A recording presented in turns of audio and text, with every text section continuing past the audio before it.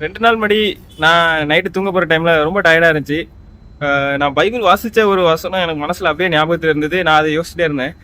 சரி ரொம்ப டயர்டாச்சு தூங்க போகிறோமேன்னு சொல்லிட்டு நான் பாட்டுக்கு ஃபோனை பார்த்துட்டு அதுக்கு ஒரு தூங்கிட்டேன். கரெக்டாக என்னாச்சு அப்படின்னா, எனக்கு அந்த வசனம் என்ன ஆண்டவர் சொன்னாருங்கிறது மறந்து போச்சு.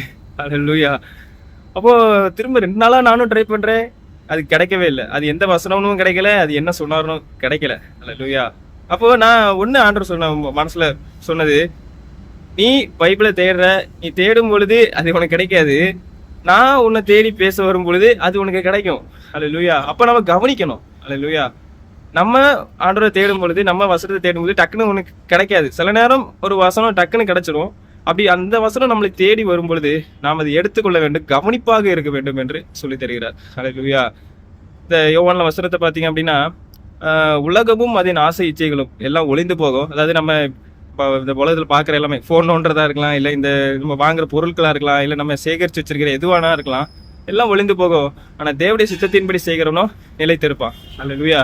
தேவனுடைய வசனமோ என்றைக்கு நிலைத்திருக்கும், அழியாது இருக்கும். அல்லேலூயா. அப்போ அந்த வசனம் நமக்குள்ள போக வேண்டும். அது ஆவியானவர் கரெக்டாக அழகாக அதை நினைவுபடுத்தி நமக்கு சொல்லி தருவார். அதை சொல்லி தரும் பொழுது நாம் கவனமாக கவனிக்க வேண்டும். அல்லேலூயா. அப்படி கவனிக்கும் பொழுது அது நமக்கும் ஜீவனாக மாறுகிறது, மற்றவங்களுக்கும் ஜீவனாக போகிறது. அல்லேலூயா. அந்த நேரத்தில் நம்ம கவனிக்காம விட்டோம்னா அதுக்கு ஆவியானவர் திரும்ப சொல்லித்தர கஷ்டம். எனக்கு தெரிஞ்சு ரொம்ப கஷ்டம், ஞாபகம் வராது. அல்லேலூயா. ஏன்னா நம்ம வழியில யோசிச்சிருந்தோம்னா அது ஞாபகம் வரும்.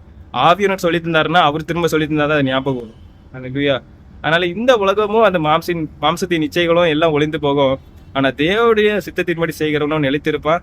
தேவனுடைய வசனத்தின்படி நம்ம என்னென்ன செய்கிறோமோ அது எல்லாமே நிலைத்திருக்கும். அல்லேலூயா.